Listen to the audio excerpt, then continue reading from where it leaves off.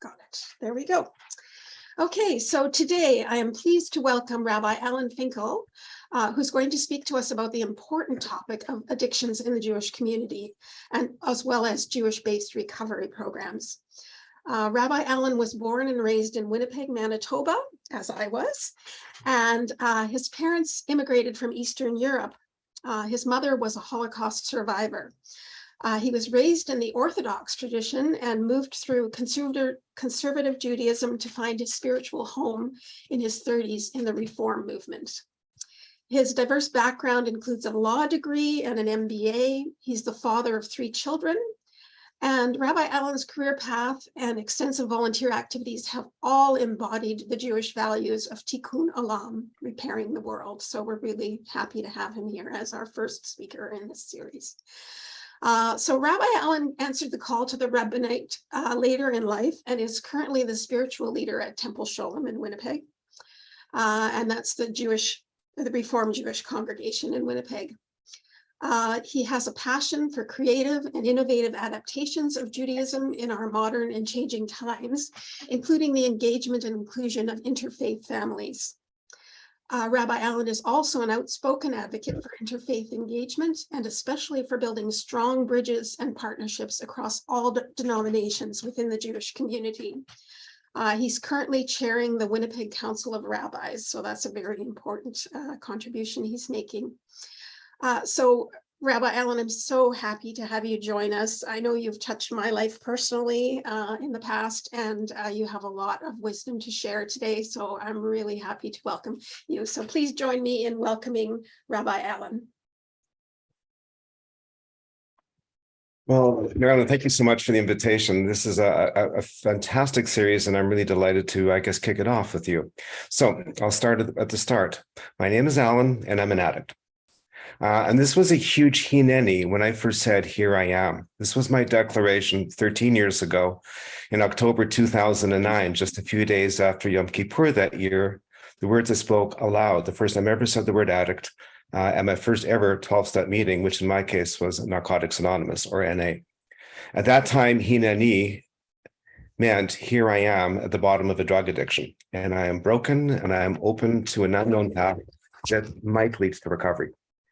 At that time, I'd been carrying a lifetime burden of lifetime burdens from my family of origin, and somehow I was pushed or nudged to go back to a second meeting and a third meeting, and I chose to do the work that was suggested, and that somehow launched me onto a spiritual journey, not planned, but had me reconnect to my Judaism in new ways, and somehow led me onto a path that led to others pushing me to be a rabbi, opening up a new life, actually a miracle.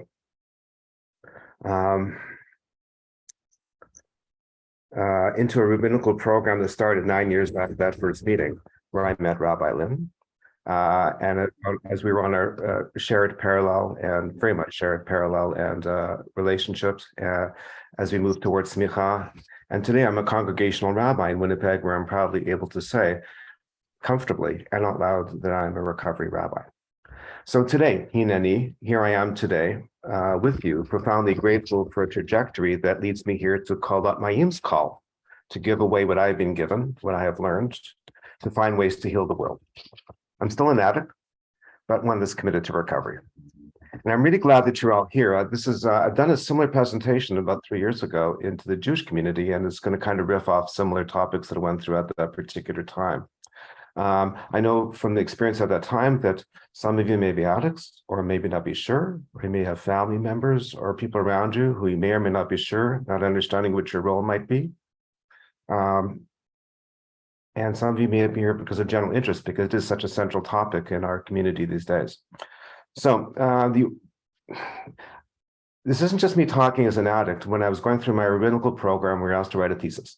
And the thesis I chose, because of that specific awareness of my past, was on addictions in the Jewish community. At that time, I wasn't focusing on the addicts in the community, but as an incoming rabbi, I was curious to know what we might learn as rabbis, and how we can carry our journey forward in terms of serving our congregations.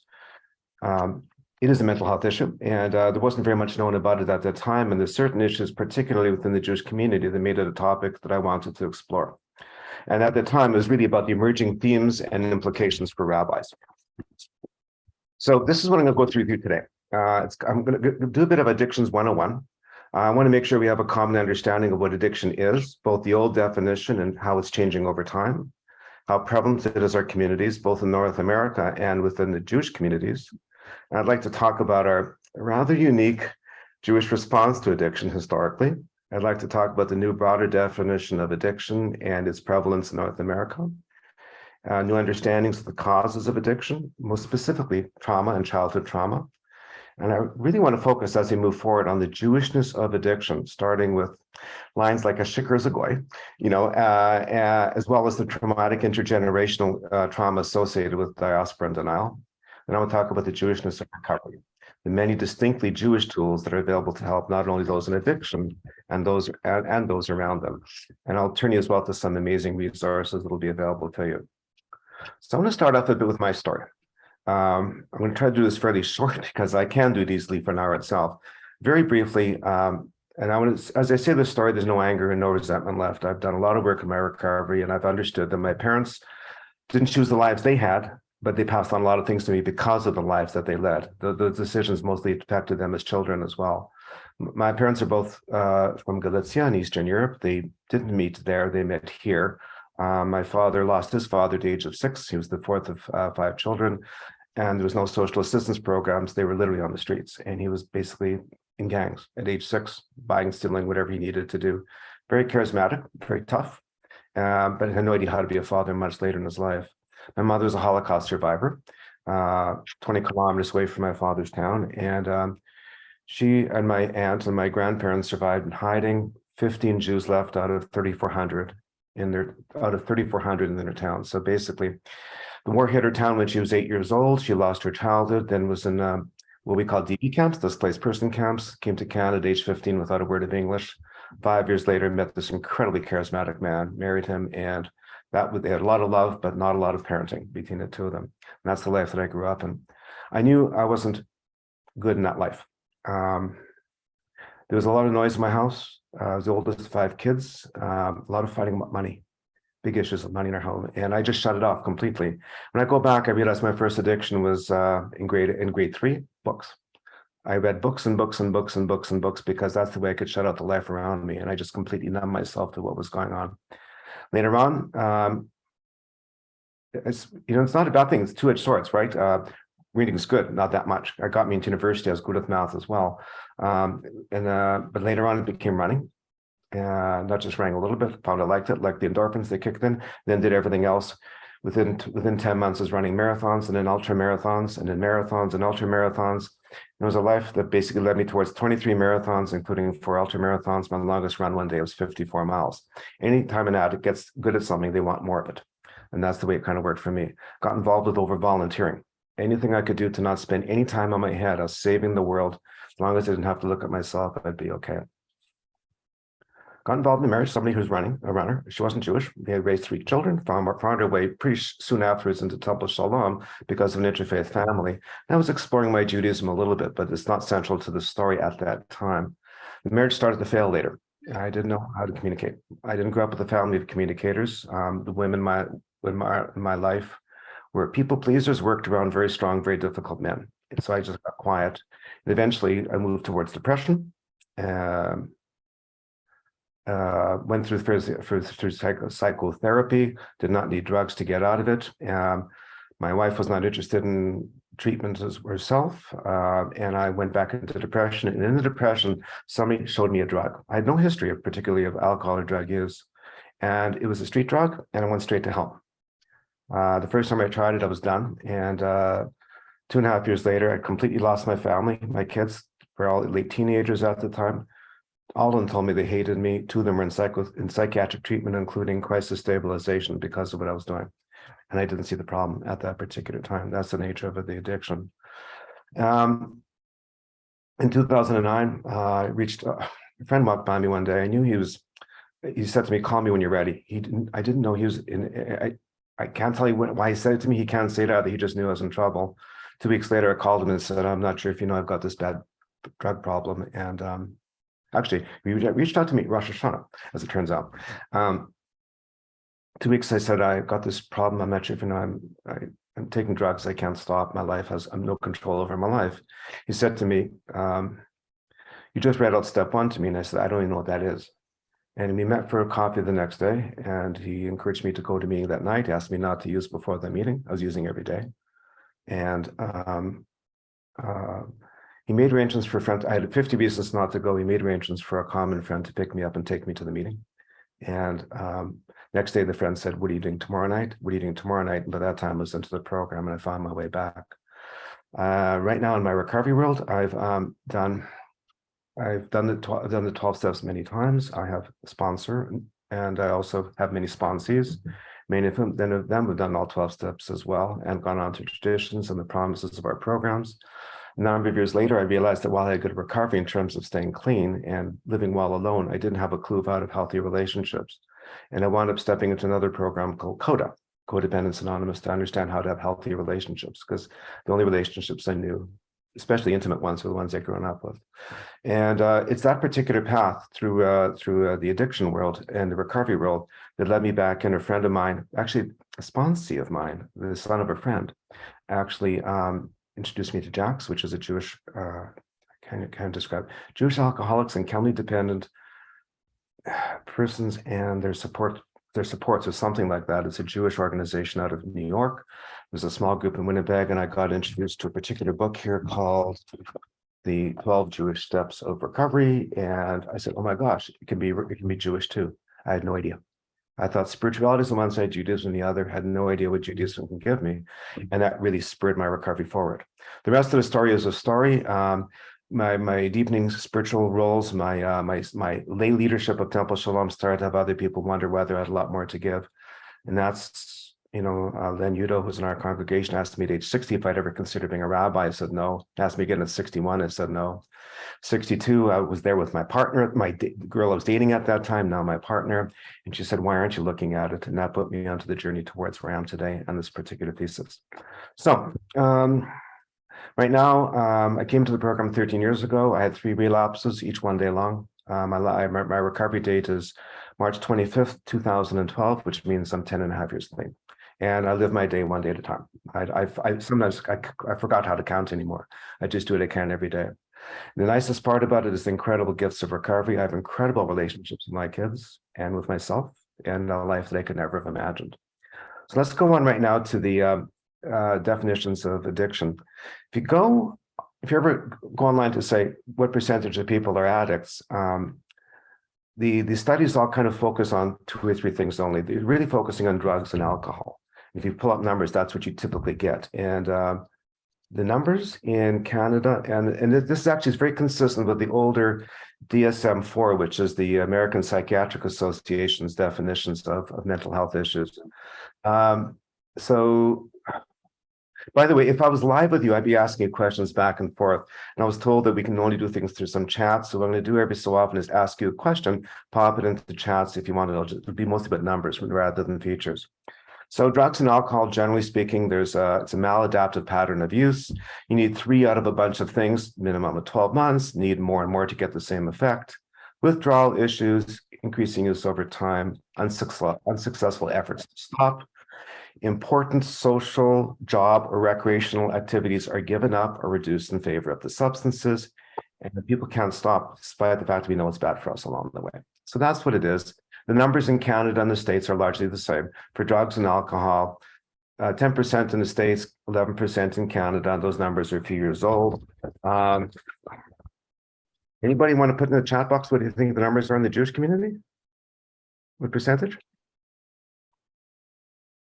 Don't be shy. Type a number. I'm not going to call your names.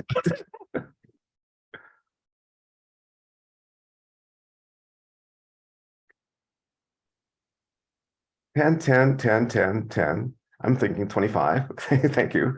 Okay, so here's the numbers. I'm going to tell you what the studies show first. Okay. In 1962, there's a study done in the USA, okay, of the Jewish community. The number is 0. It's entirely absent in the USA Jewish community. In 1995, there's a study in Britain. The UK study finds 0%. And the author facetiously concludes that these reports may well indicate the existence of some denial. Okay? 1997, JAX, which is the New York group I was talking about, commissioned a study of the literature of all Jewish addictions. And Dr. Stuart Gitlow, who is the author, says, frankly, you don't exist. So we're going to get back later on into the whys of Jewish denial, but it's really big. I'm likely to suggest that it's at that number or higher. So what happens, of course, is those numbers are based on the 10%. Let's use that as the normative number right now. The 10% is based on substance and drug use and alcohol. But in 2001, a paper in Science started suggesting we have to look beyond substances and actually look at behavioral addictions. So moving away to actually talk about, they call them process-related addictions: shopping, sex, food. These are all things we have to do, whether we can do in healthy ways or incredibly unhealthy ways. And we all know that there's the ups and downs of all of those kind of things, and love and a million other things like that. These are things we need to thrive with, but we can actually abuse them as much as we can use alcohol or a drug along the way. And what it did is it actually triggered a whole flurry of activities so that by 2013, when the new DSM-5 came out, they also referred not to not substance-related, they called and addictive disorders. At that time, because they were relying on empirical science, so they formally added was compulsive gambling. Okay, so that's the first crack. They didn't talk about overeating, but they added compulsive gambling at the time. But they note in passing that excessive sexual behavior, compulsive buying, internet use, or stealing were not fully yet researched. Doesn't mean they don't exist. Now, it's interesting because this is a world that anybody in the addiction world knows.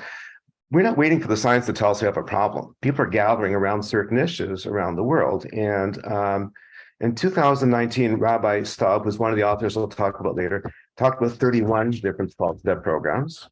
And in 2011, a guy named Milton Sussman talks about his studies. He looks at 83 studies on 11 different addictions. He included gambling, internet, love, sex, working, shopping. Now, these were not these are just studies done, but hadn't collected yet to a point of having a huge peer acceptance along the way. He stripped out crossovers.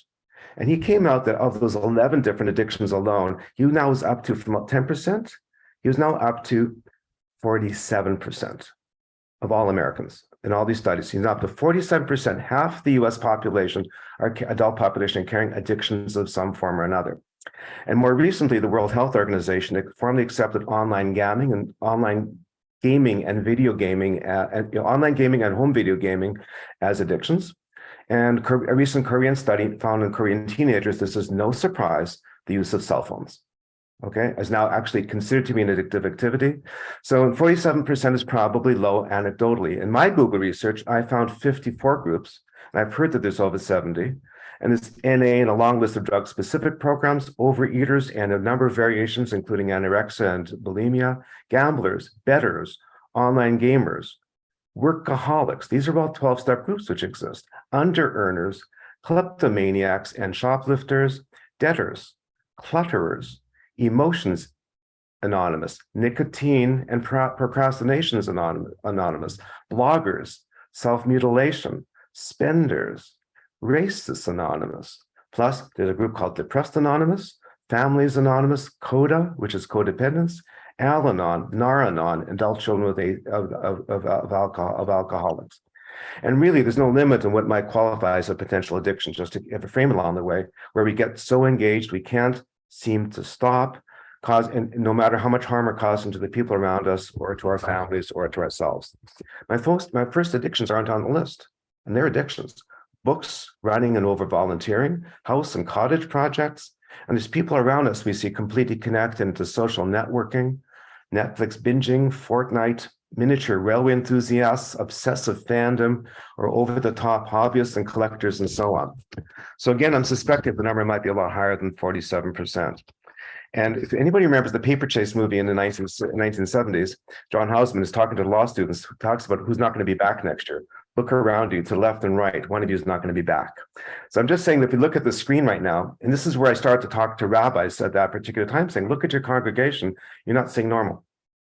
You anticipate that behind the masks of people in front of you, a lot of people are carrying a lot of issues they might not imagine. That was a teaching point towards the thesis, but not necessarily towards today. So I want to go into the Jewishness of denial. And I mentioned beforehand the idea of a shikar is a goy. Everyone knows that expression? A drunk is a non-Jew. is a Gentile. The framing was it did not exist in our community. And I know a number of women have told me when I was dating that there's a jaded Jewish guy, they don't drink and they don't beat their wives. Okay, that was a standard line. It was part of our culture along the way. So, and this was all part of those originally studies. And there's an interesting comment by a Rabbi, Susan Berman, and she says, as to why. Our ancestors, as well as our own parents, often lived in fear of the more virulent forms of anti-Semitism. Any negative characteristic that might be used against the Jews was greatly feared. In this manner, our, quote, self-protective myths, such as the Jewish immunity from addiction, arose. It was as if we were safer to deny the problems than to risk retribution. And these expressions, we have a shanda, which is Yiddish for something shameful, and the shanda for the goyim, that's a disgrace before the nations. Transgressing the Torah or acting shamelessly is bad enough, but to do so in public is a double shanda. So interestingly enough, the rabbi, I'm going to give you how the traditional rabbinic view was of addictions. So an Orthodox rabbi, Rabbi Abraham Twersky, in 1986 wrote that nowhere in my years of training as a rabbi was I taught anything about alcoholism, nor do I recover any attention given to the problem either in rabbinic journals or in conventions. And this became part of an ongoing Jewish cultural view. And I'm going to talk about the cultural view versus the spiritual view, because religiously we'll talk about there's no problems with acknowledging addictions, but there's very much of a cultural break along the way. It was first acknowledged in the 1980s that there might be a problem in the Jewish community, but nonetheless, there was still incredible amounts of denial. And this is the conversation between rabbis and their congregations. 12-step groups were never set up in synagogues. And it wasn't because they didn't want to or there weren't Jewish addicts.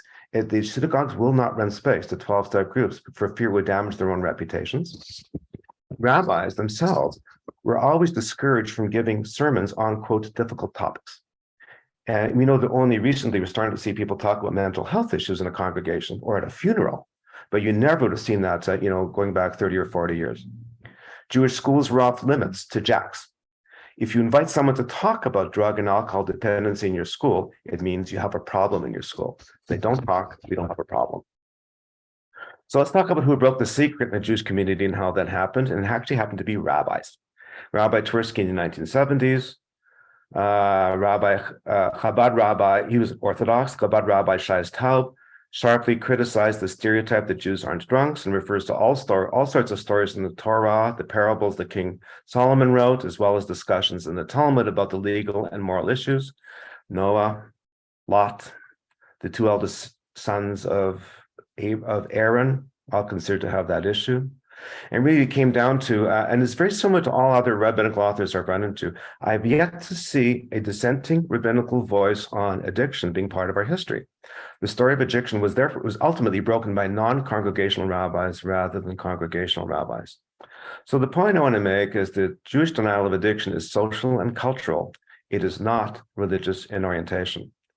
In terms of how we started to adapt this, the Reform rabbinical movement was the early adopter. 3 years after the incorporation of JACS in 1980, the CCAR, which is the rabbinical umbrella for the Reform movement, formally acknowledged the growing problem of alcoholism and drug dependency within the Jewish community, and specifically and explicitly endorsed and helped pioneer the work of JACS. The CCR created a task force on addictions and recovery. And interestingly enough, at all their conventions, the rabbinical conventions, they formed Friends of Bill W meetings for its rabbis and encouraged the URJ to do so as well at its conventions and conferences, and all reform organizations to do the same. In contrast, it took a little while longer, not 1983, it took a little while longer in the conservative movement, 2018, 4 years ago. The Rabbinical Assembly finally noted that, quote, modern science and medicine have demonstrated that addiction is a chronic relapsing brain disease rather than a moral failing. And it finally encouraged 12-step meetings. Chabad has always owned this issue, owned it big time.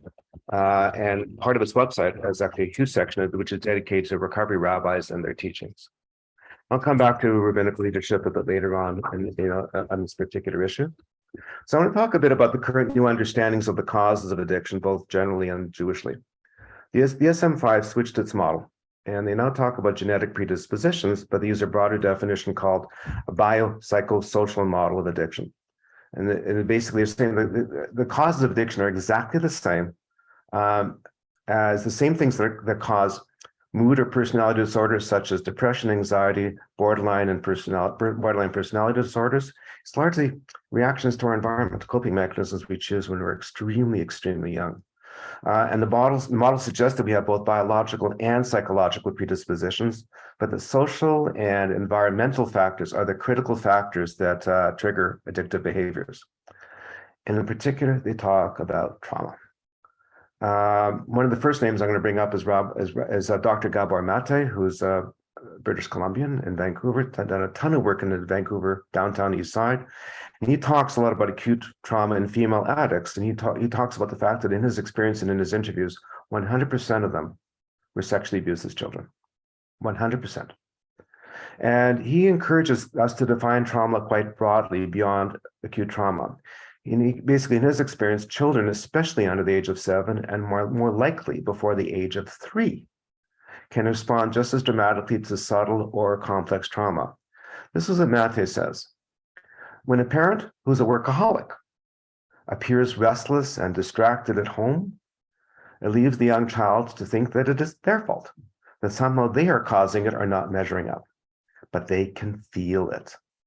And what they feel is, I feel different.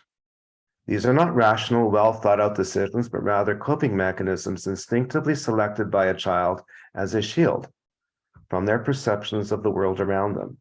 In that respect, a child does not choose addiction, just as they don't choose depression or anxiety or other mood disorders as a coping mechanism. It just works for them. And this is my personal experience reading this stuff and going, oh, great, he's telling my story. And that's also my experience at any speaker meeting I've gone to in any 12-step fellowship. Invariably, people talk about how something changed when they were young. Quote, something happened. Somehow they felt different, felt unloved, and they simply found something that numbed their pain. Mate says trauma isn't what happens to you. And this is very important for us to understand because it's not an objective framing by an outsider.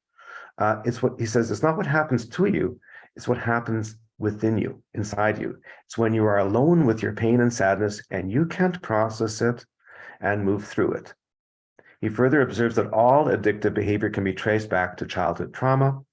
Not everyone who's traumatized becomes an addict, but everyone who's an addict was traumatized. And don't forget, we're not talking about substances right now. We're talking about all the compensatory behaviors that we were describing earlier on.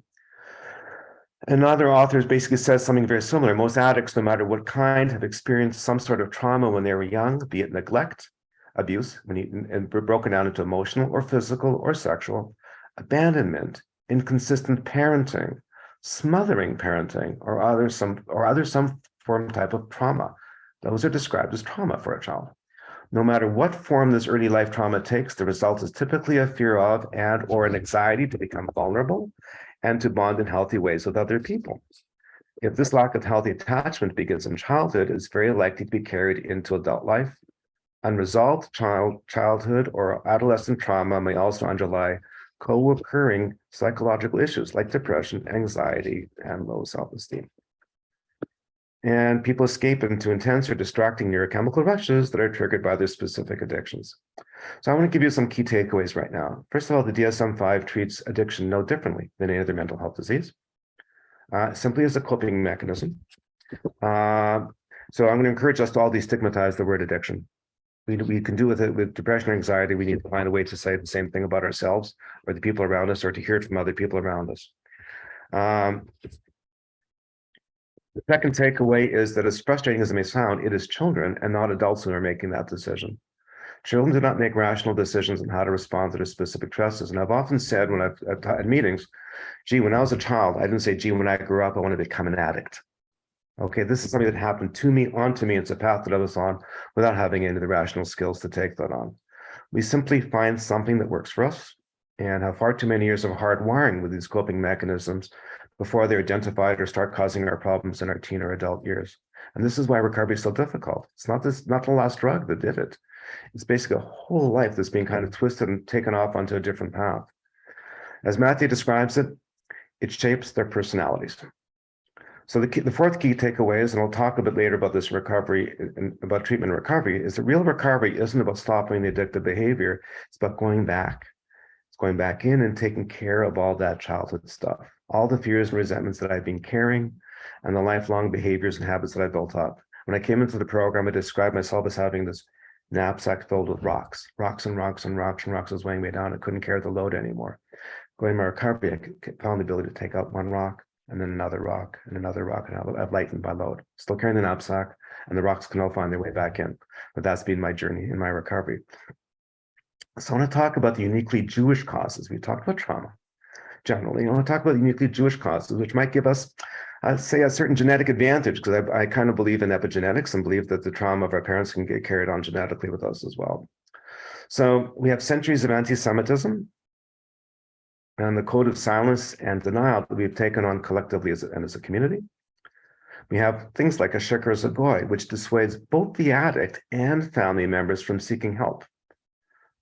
Both are not seeking help because they can't step into. I remember being terrified. I'm Jewish. I can't go to a meeting. I remember all those stories. And basically what we're doing is we're perpetuating that family dysfunction. When we enable an addict, we're not stopping the cycle of dysfunction that goes on generation to generation. If we don't take care of it, that person will continue to harm themselves plus all the people around them as well. We have other trauma, forced immigrations, immigration, persecution, and adaptation. We have the Holocaust. I'm part of the Holocaust echo generation, and there's a lot of research right now being done in terms of second generation Holocaust survivors. My daughter's told me about that work that she's doing on herself to figure some things out. What has she picked up from me? Epigenetics is this whole other field I mentioned before, in which says that trauma inflicted, and there's great work on this, trauma that's inflicted on somebody before childbearing ages, their DNA shifts. And we may be carrying on DNA shifts because of the multiple generations we're having as well. So when we talk about that biological piece, we may actually be more predisposed because we have a very, very long history of surviving. And surviving means carrying a lot of pain within us as well. We also have cultural and social pressures to keep families together at any cost. Traditional stigmas of divorce, granting of a get, a religious divorce, makes a lot of people stay in relationships they're not comfortable with. We also have social normative pressure for Jewish individuals and families to keep up with cultural and material norms, to march on in silence. And I grew up with this. God forbid anybody should know we have problems. And my partner once said she grew up with her family, which was wash your face, put on some lipstick, and get out there. That's how we deal with expressing in our lives. So, and there's interesting conversation about Jewish children. There's now been studies which show that culturally driven focus on education and professions as signals of external success and social acceptance. This is our community, doctors and lawyers, right? And dentists and teachers. If these things are, if they're showing up at very high levels of college graduations, huge amounts of stress relative to the general population. And educators here at the Grey Academy in Winnipeg talk to me about the huge pressures the young Jewish students are under to, quote, succeed from their parents and families and peer groups, with associated anxiety levels that are off the scale as students feel they have no voice or control of their lives. The number of students on medications in our school here is just apparently through the roof. And I also want to talk about an interesting study that looked at religious compliance and its impact on addictions. There's a 2018 study of drug addiction in the Orthodox community, which noted various factors. Failing to live up to parental expectations, as well as sexual, physical, verbal, or emotional abuse. The author lists failing to fit in, noting in particular a significant number of Orthodox Jewish addicts who described the mainstream yeshiva structure as torture. So we own all kinds of specific Jewish trauma that maybe is ours. I'm here to talk about how we're connected to Jewish recovery. It's also because you understand that there's unique Jewish features of Jewish addiction as well, causes of it. So I want to talk about what the rabbis have to say about Jewish addiction recovery right now. As I mentioned, the silence was broken in the 70s, first in a rabbinical community and not in a lay population. Rabbi Abraham Twersky was Milwaukee born. He's now 89 years old. He was adorned as a Hasidic rabbi in 1951, later graduated from medical school and became a professor in psychiatry. And he makes interesting comments about his observations in the 70s that he discovered in NA meetings, the kind of sincere and even selfless fellow feeling that was often absent from synagogues. He was moved by the example of men and women who would willingly be awakened in the middle of the night to go out and help a fellow alcoholic. Tversky observed that recovering alcoholics will often exhibit a sense of responsibility far superior than of those of the non-alcoholics in relationship to their families, friends, and God.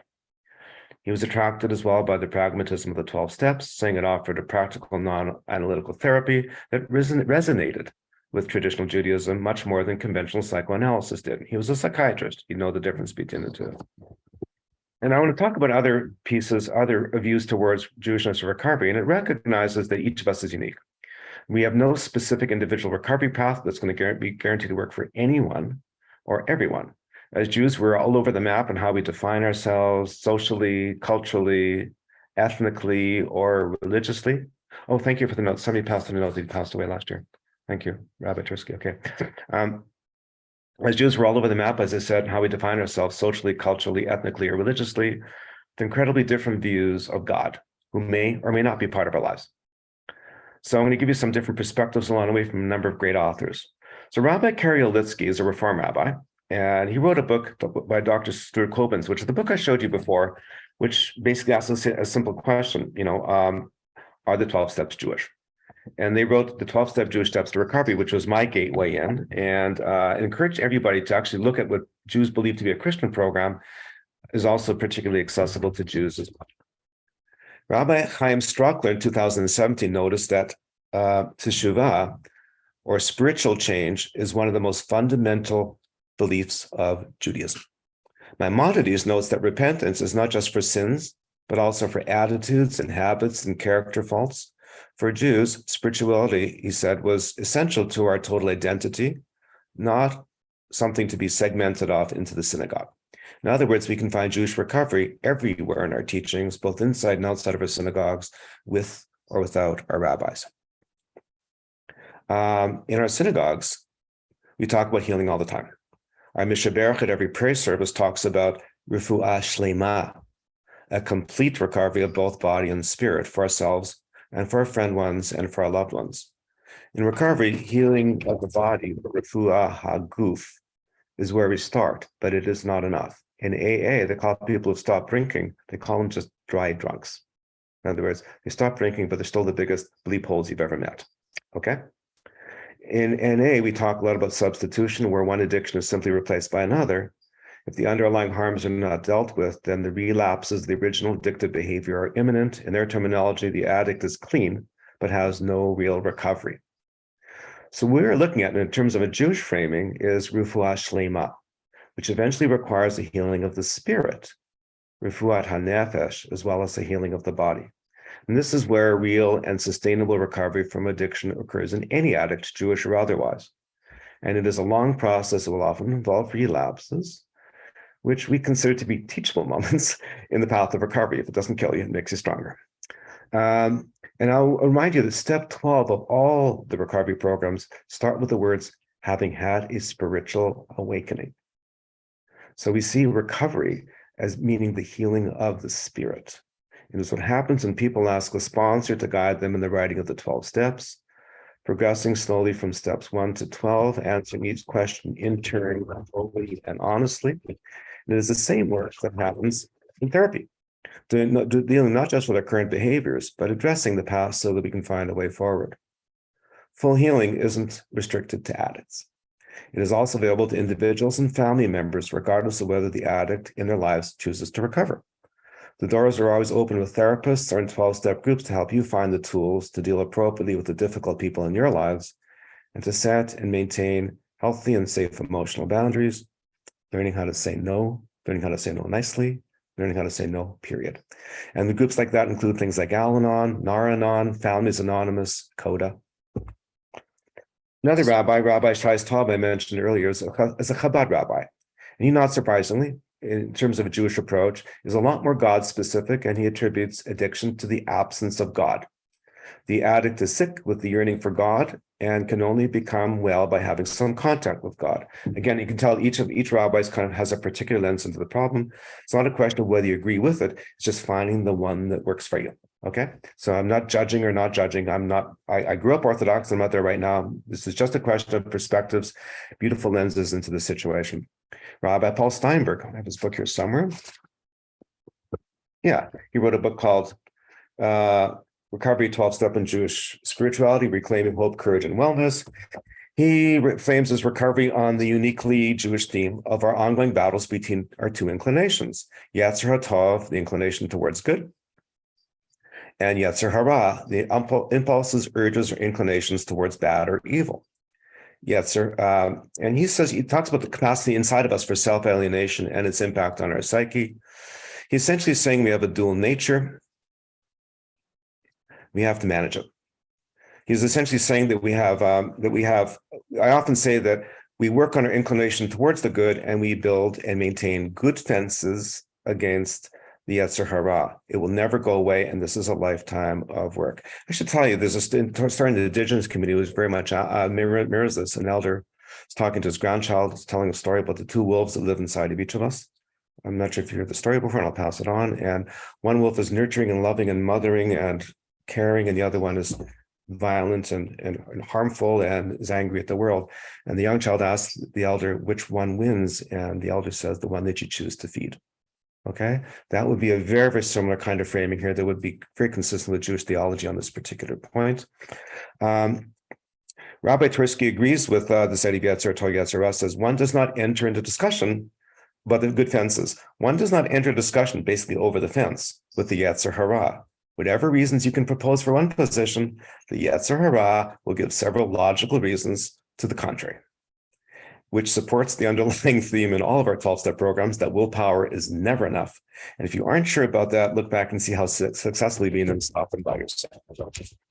So these are, I'm going to introduce you right now to a number of amazing collections of daily reading meditations that are drawn from Torah and rabbinical teachings that show how deeply Jewish our journeys of recovery can be.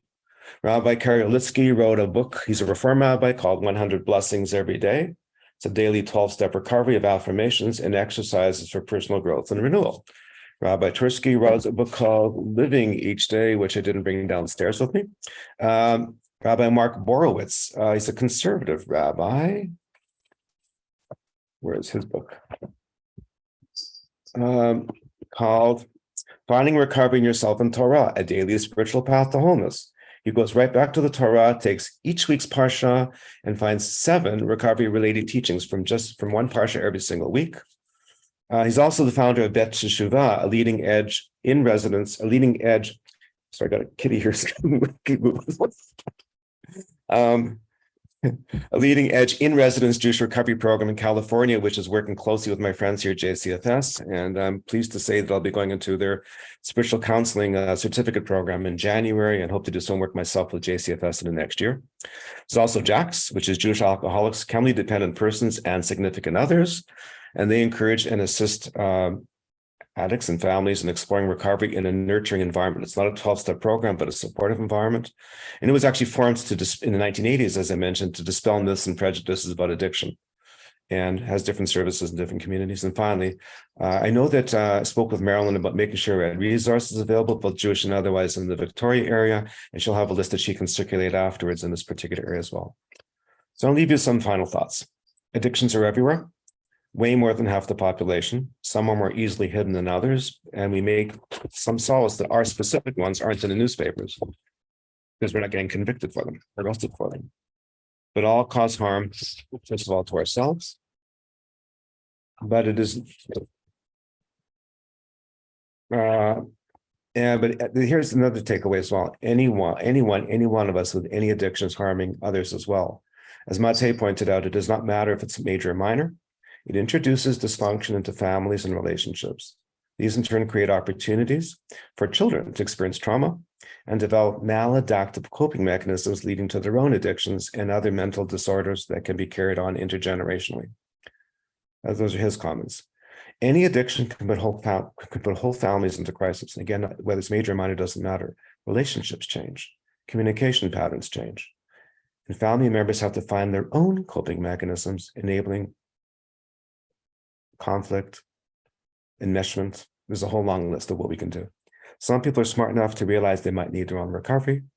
That's the long list of 12-step groups for those not in addiction, reflects the incredible long-term harms that they're suffering within their families. And beyond those groups are family members who seek other forms of counseling.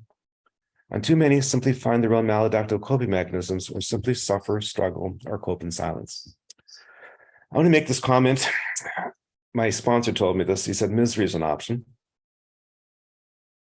Is the variation, and basically, I think the misery is a choice. And there's another expression I quite like as well that I picked up. There are no victims, there's only volunteers. If we choose to stay with the problem and do nothing about it, we've chosen to volunteer for it. This is much, my second recovery program really taught me this lesson very, very carefully. To stay in a healthy relationship is not about them, it's about me and the choices that I make. Part of our Jewish psyche is to choose that misery, and we can each choose to end that cycle if we choose to do so. I suggest we all embrace and accept the unique Jewishness of our denial, how it's really wired into us. We should recognize it and choose not to repeat the patterns of the past. And I also embrace, in the same way, and encourage you to embrace just as equally the Jewishness of recovery. Having addiction is not a Jewish, religious, or moral failing. And finally, I want to remind you all that we were all born into this world, B'Tselem Adonai, in God's image. But it is in our early experiences of the world around us that has moved us off that special place. But it is not a coincidence that a central Jewish theme in our prayer and in our teachings is teshuvah, a return to our true selves and to live in a godlike manner. It's embedded in our liturgy, especially around the holidays every single year. The idea that we try to move towards those godlike attributes of God. Adonai, Adonai, El Rachum V'Chanun. But some must slide back and have to try again every year, maybe every year. And I think of Jacob's ladder, us moving towards God, God moving towards us, back and forth, up and down the ladder. But it's written right into our psyches, it seems. And finally, I want to remind you of all of our Jewish religious and spiritual teachings. Think again about the Torah, about Maimonides, and so many recovery rabbis fully embracing both addiction and recovery as part of the Jewish experience. And my final one is a message of hope. It really works. Thank you so much.